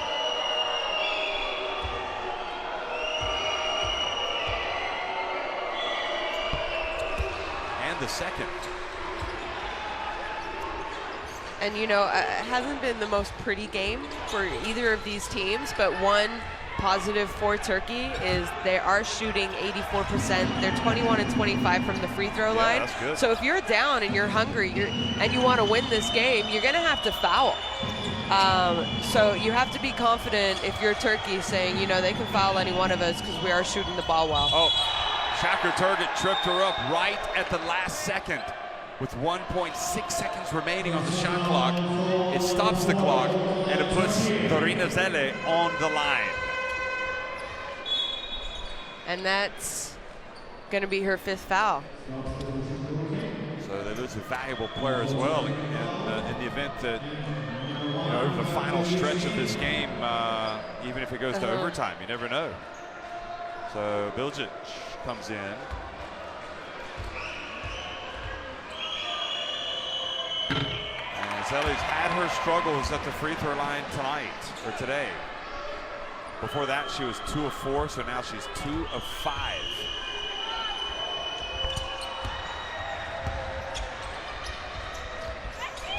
Now 3 of 6, full court pressure. Stokes comes and helps. Keep an eye on the shot clock, and Ishil Albin did get it over just in time. And now, if you're Turkey, you want to get a good shot attempt, but you also want to use the clock. Well, they've used a lot of it. And that is just almost unforgivable. No, it is. It's only a 1-possession game right now, and you get an off-ball bumping foul by Zelle. It's just not smart. You play good defense. It was 4 seconds left on the shot clock. This will be a teaching moment, I'm guessing, from Norbert Seke. They'll go back and look at the game tape and say, and that's her 5th foul as well. We've got a chance if you don't make this foul. But you make the foul, Stokes goes to the line, and now it's a 5-point game. So now you see why you don't bump.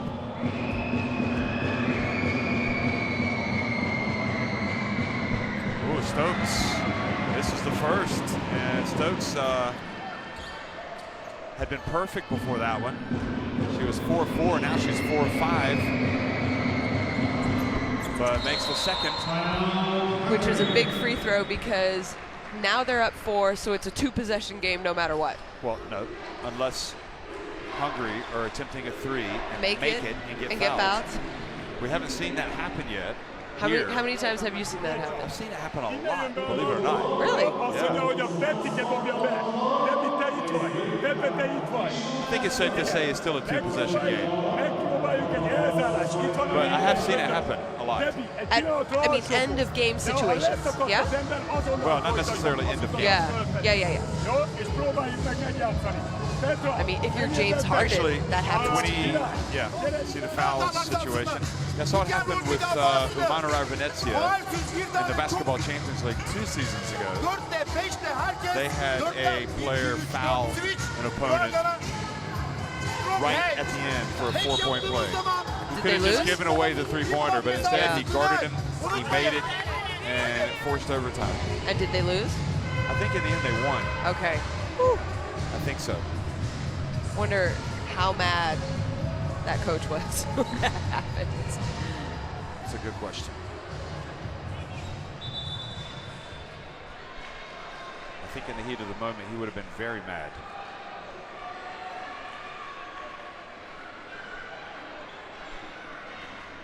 Kia Stokes, 11 points, 5 of 6 from the free throw line. And yeah, that would be the challenge, maybe to try to get more offense out of her. She's certainly unselfish.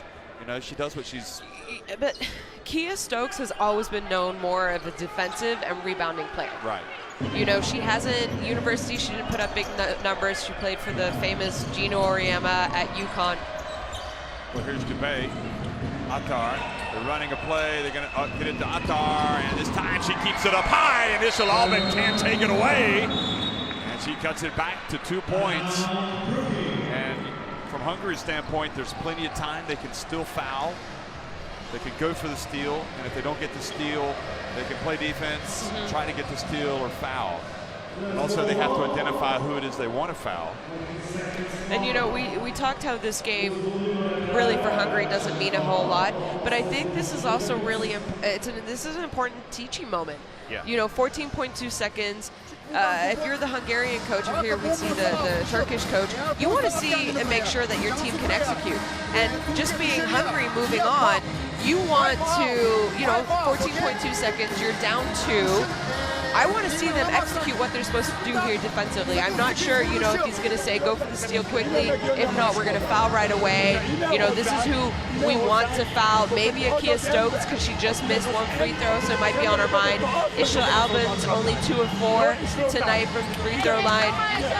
You know, and then, okay, I don't have a timeout, so we're going to go down and run this quickly. If they do score, you know, it's just, this is teaching moments. I'll tell you who you try to foul. You try to foul Bilgic. Because she hasn't attempted any yet. She's young. She hasn't attempted it. Yep.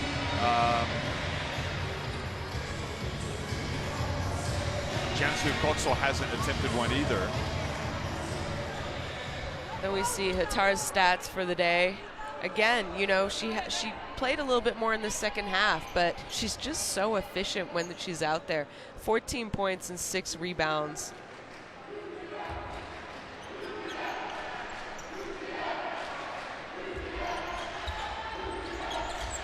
Let her get it. Now they're going to foul her. Yep, just as I said. Oh, no, they didn't.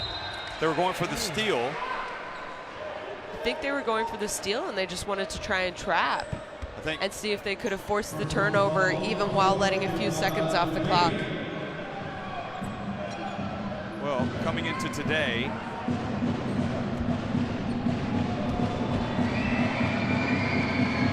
it's her first free throw, in fact, for the entire tournament, and indeed, she does miss it.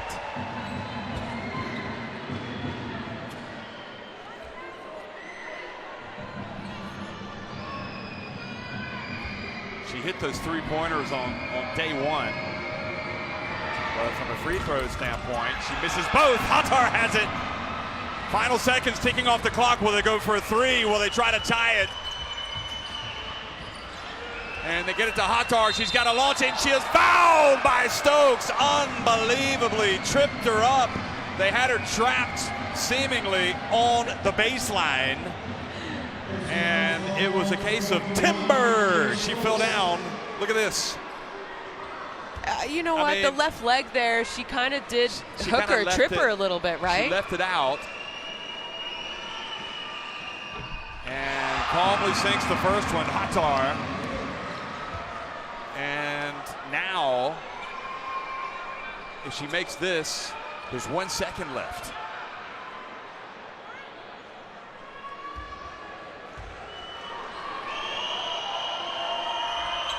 Oh, and she missed it incredibly. And that is that. And it could be, in a way, a blessing in disguise for Hungary. I'm not sure if they wanted to play overtime. Turkey, however, finally get a win here at the women's Eurobasket, 59-58 over Hungary. They will return home on the back of a win.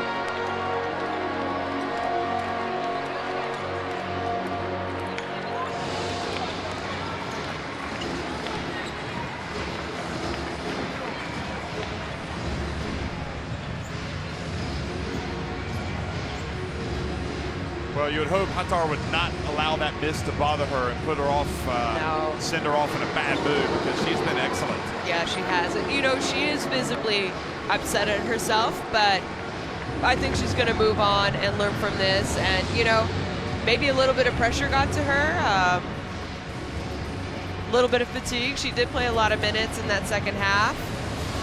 Yeah, she does not look too happy with herself right now, but like you said, we know they're moving on. They knew they were moving on already. Well, hopefully she'll come to the press conference. So we can ask her about it? Yes. 15 points, 7 rebounds she had, but for Turkey, you applaud them. Look at that.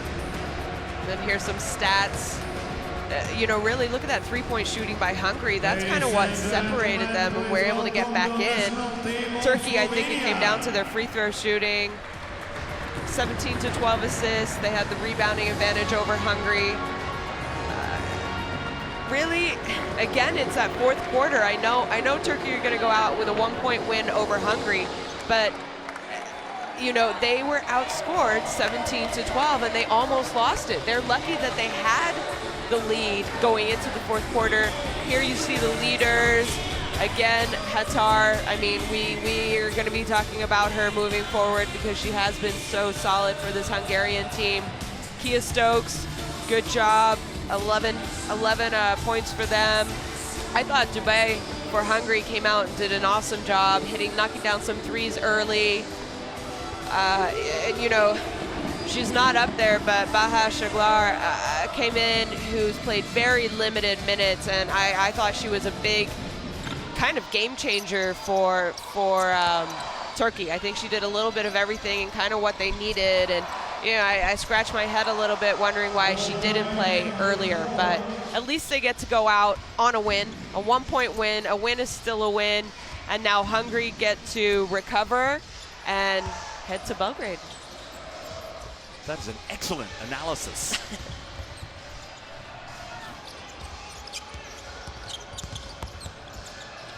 Yeah, I think in a way it was, you know, everybody won today because Hungary got their youngsters some experience. You know, who knows? Maybe Attar gets in that situation again and she makes both free throws. And for Turkey, I mean, you hated. It was painful seeing them lose twice, close games, and you could see that it was a tough few days for them here dealing with those defeats. Them, their fans, their coaches. Yeah. So hopefully they'll go back in a little bit better mood. They know that they came up short of their aim, but you know, they're going to have a summer off next summer because we know that they have no chance of being in one of those qualification tournaments to go to Japan, Tokyo 2020. I think the Federation has a lot of work to do, evaluating players, moving forward, evaluating coaches, medical staff, all of that is also involved. So, you know, they are going to have an entire year, more than that, to get ready and find out what direction they want to move in going forward. yeah, sometimes it's good to sit back and reflect and see where you are and you know, take stock. And they will, and they'll look back and they'll say, well, this was good that we did at the Eurobasket Women, but maybe we could have done this a little bit different. Maybe this player, you know, she can help us a little bit more than she did this time. Maybe this player is not up to it. You know, just anyway, that's a review process that takes place throughout the year. And next will be Slovenia and Italy to determine second place in the group. So Norbert Sakay has to be happy. His team already had a spot in the quarterfinals. And they end up losing in their last group game. So they remain in first place, 2-1. And at least temporarily, Turkey have leapfrogged Slovenia and Italy into second place, getting the bonus point. So here we go, folks. Thanks for watching. One more coming your way.